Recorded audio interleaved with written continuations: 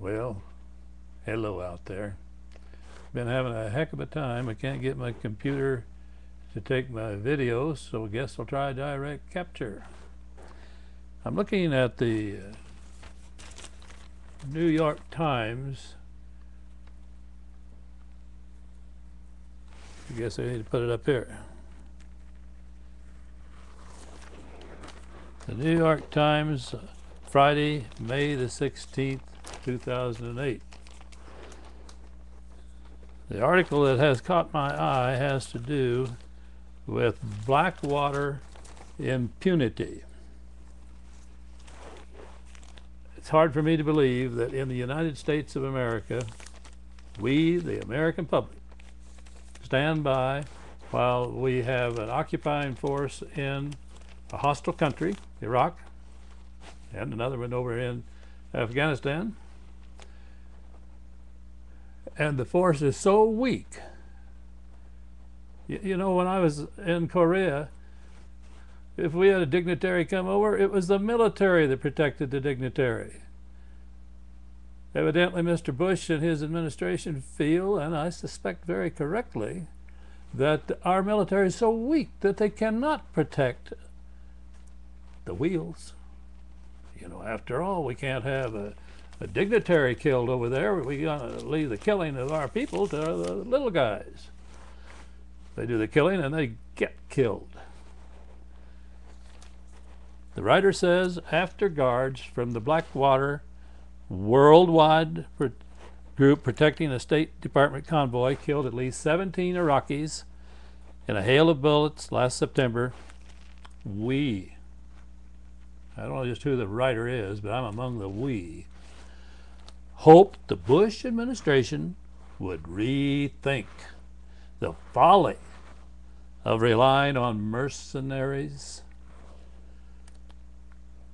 who have no accountability to Iraqi or American law. This cannot happen in America.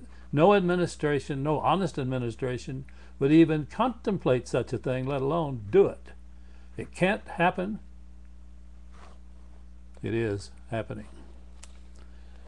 The writer goes on to say, the ever stubborn administration decided it could not stay at war without its gunslingers. More than 6 months after the event, not a single charge has been brought against the guards. Last month, the State Department, which is supposed to be sensitive to local politics and perceptions, which is supposed to be aware, I'm editorializing on that writer's statement, supposed to be aware of how to present ourselves as decent human beings, as seen by the people that we're at war with, let alone the innocents that are over there that really aren't at war with us. Supposedly they're with us all right against Al-Qaeda. So back to what he said, which is supposed to be sensitive to local politics and perception, renewed Blackwater's contract in Iraq for another year. The writer goes on to say, Patrick Kennedy, the Undersecretary of State for Management, told James Risen of the Times, quote, if the contractors were removed, we would have to leave Iraq. That's an unbelievable statement, people. It's saying that our very presence over there as a military operation, our Marines, our soldiers, our Navy that's standing by, we couldn't do the job without mercenaries responsible to nobody, not responsible to the law of Americans, of the United States of America, and not responsible to Iraqi law. I can understand not being responsible to Iraqi law, but not held to the laws of the United States of America, and they represent us? Grrr! Wrong, wrong, wrong. Boy, I'm coming to understand why they call these rants, because I guess I'm ranting. Back to the article.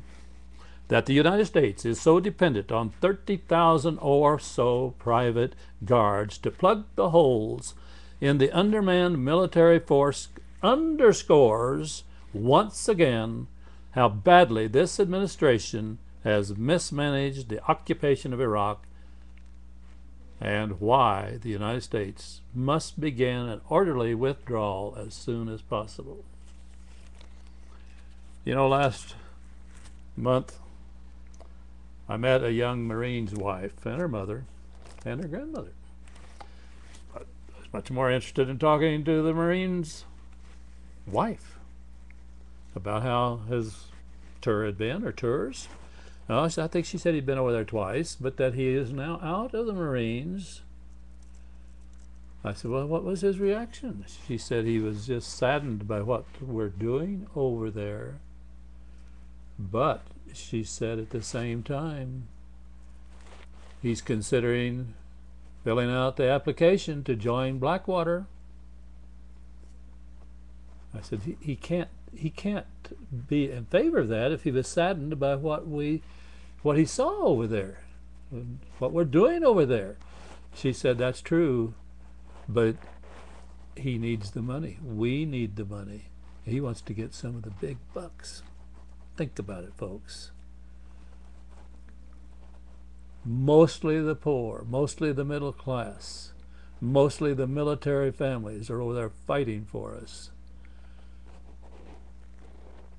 I'm shocked at some of the bonuses they get, but they get peanuts compared to what we're obviously, not that it's announced, but what we're obviously paying mercenaries. And here's this young Marine whose heart would not be in it, but whose wallet needs the money. That got me to thinking, and then here comes this article. Get back to the article. The FBI has still not concluded its investigation into the shooting of those 17 Iraqis. Some Blackwater guards might be indicted, but the company is not expected to face criminal charges. And while the Bush administration might have moved on, Iraqis who see this as one more instance of American callousness and hypocrisy have not moved on.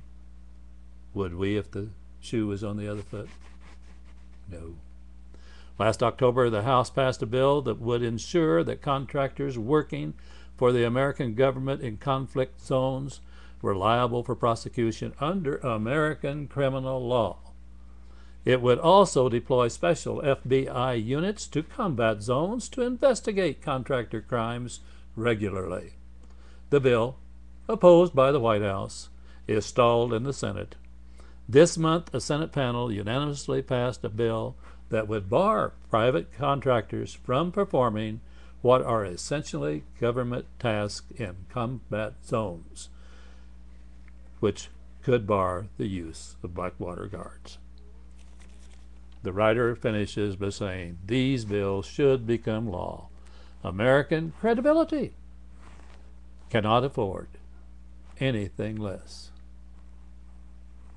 I've said it before, our president should be impeached, and there's another example right there of why.